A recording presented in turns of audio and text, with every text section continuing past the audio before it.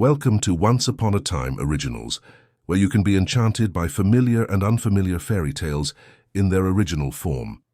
Today you will hear The Wolf and the Seven Goats, a fairy tale by the brothers Grimm. There was once an old goat who had 7 little ones, and was as fond of them as ever mother was of her children. One day she had to go into the wood to fetch food for them, so she called them all round her. "Dear children," said she, "I'm going out into the wood, and while I'm gone, be on your guard against the wolf, for if he were once to get inside, he would eat you up, skin, bones, and all. The wretch often disguises himself, but he may always be known by his hoarse voice and black paws." "Dear mother," answered the kids, "you need not be afraid. We will take good care of ourselves."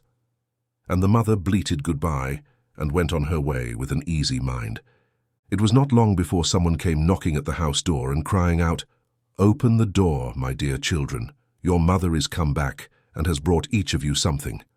But the little kids knew it was the wolf by the hoarse voice. "We will not open the door," cried they.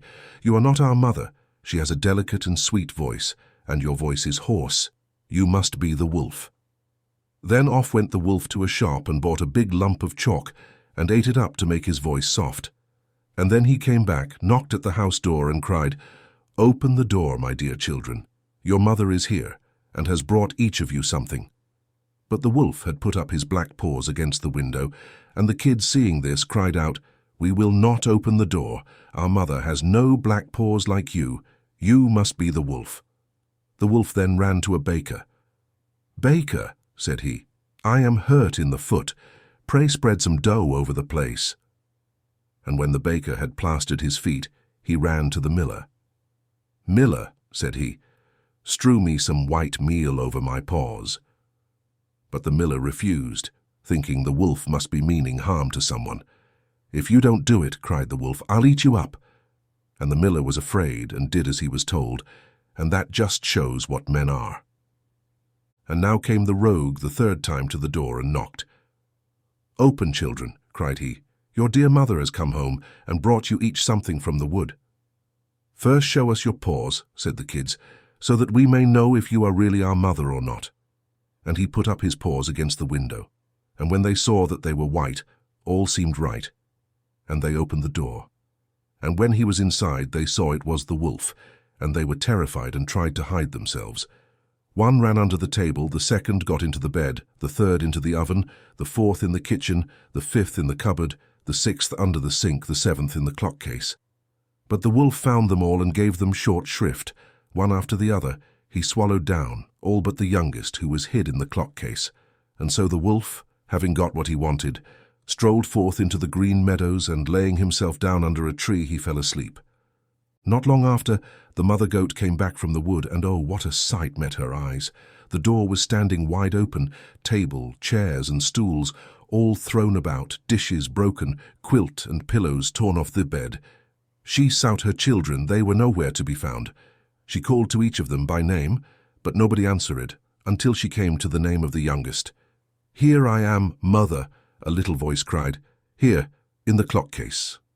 And so she helped him out and heard how the wolf had come and eaten all the rest, and you may think how she cried for the loss of her dear children. At last, in her grief, she wandered out of doors, and the youngest kid with her. And when they came into the meadow, there they saw the wolf lying under a tree and snoring so that the branches shook.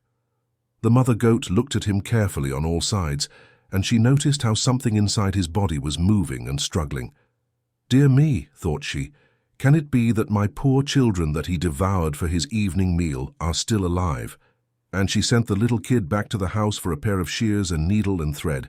Then she cut the wolf's body open, and no sooner had she made one snip than out came the head of one of the kids, and then another snip, and then one after the other the 6 little kids all jumped out alive and well. For in his greediness the rogue had swallowed them down whole. How delightful this was! So they comforted their dear mother, and hopped about like tailors at a wedding. "Now fetch some good hard stones," said the mother, "and we will fill his body with them, as he lies asleep." And so they fetched some in all haste, and put them inside him, and the mother sewed him up so quickly again, that he was none the wiser. When the wolf at last awoke and got up, the stones inside him made him feel very thirsty, and as he was going to the brook to drink, they struck and rattled one against another. And so he cried out, "What is this I feel inside me, a knocking hard against my bones? How should such a thing betide me? They were kids, and now they're stones." So he came to the brook and stooped to drink, but the heavy stones weighed him down, so he fell over into the water and was drowned.